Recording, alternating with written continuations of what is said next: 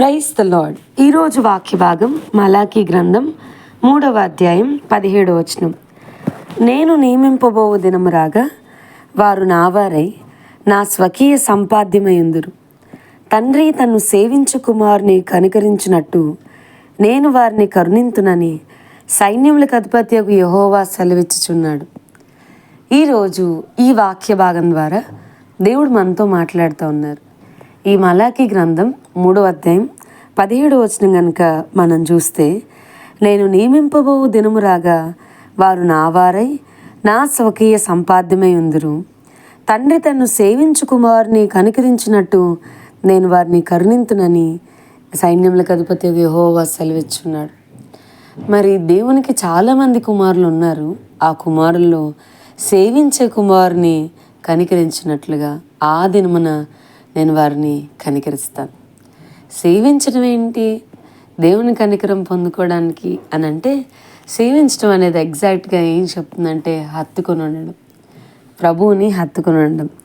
మనం చూస్తే కనుక అపోస్తల కార్యములు 10వ అధ్యాయంలో దేవుడు తన దూతను పంపించి కొర్నేలి గారితో మాట్లాడడం మొదలు పెడతాడు. పలానా చోట పేతురు ఉన్నాడు, అతడు చర్మకారుడైన సీమోని అంటే దిగున్నాడు. సీమోన్ని పేతురుని తెప్పించుకో, అతడు నీతో మాట్లాడతాడు అని అన్నప్పుడు కొర్నేలి చేస్తుంది ఏంటి అని అంటే, అపోస్తల కార్యములు 10వ అధ్యాయం 7వ వచనంలో అతనితో మాట్లాడిన దూత వెళ్ళిన పిమ్మట అతడు తన ఇంటి పనివారిలో ఇద్దరిని తన యొద్ద ఎల్లప్పుడూ కనిపెట్టుకుని ఉండు వారిలో భక్తిపరుడగు ఒక సైనికుని పిలిచి, ఇప్పుడు దైవజనుడిని తన ఇంటికి పిలిపించుకోవాలి.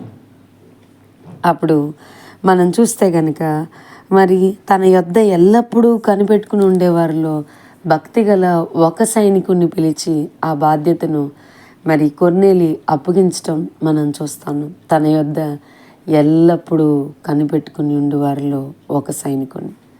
వాక్యం వింటున్న ప్రియమైన వారులారా, దేవుని కనికరం మనం పొందుకోవాలంటే ఎల్లప్పుడూ ఆయన్ని హత్తుకొని ఉండాలి.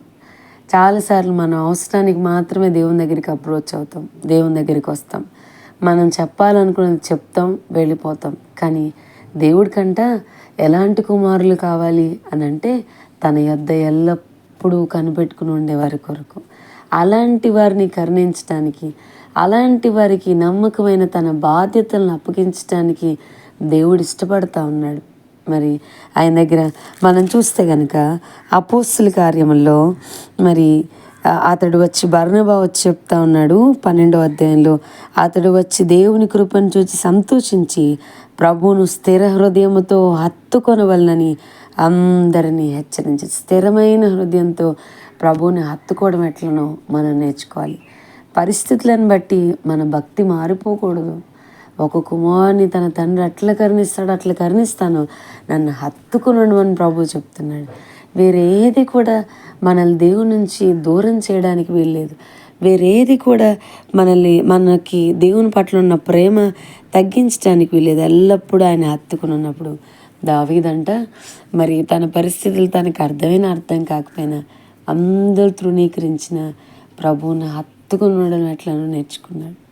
దేవుని యొక్క హృదయ స్పందన, ఆరాధనలో దేవుణ్ణి ఎట్లాగా మెప్పించాలి, ఆయనకి ఇష్టమైన ఆరాధన ఎలా చేయాలనేది దావీదు దేవుని యొక్క హృదయ స్పందన నేర్చుకున్నాడు. అందుకే నా చిత్తానుసారమైన మనుష్యుడు అని దేవుడు మాట్లాడుతూ వచ్చాడు.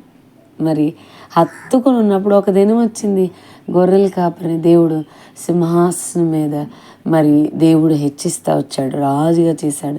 నీకు ఏమీ అర్థం కాకపోయినా, నీ జీవితంలో మన జీవితాల్లో అసలు ఏం జరుగుతుంది, what is happening, what is going on, if you can't understand అయింది, అసలు నీకు ఏది అర్థం కాకపోయినా ప్రభువుని హత్తుకుని ఉండు, ఆయన దగ్గర ఎల్లప్పుడూ కనిపెట్టుకుని ఉండు.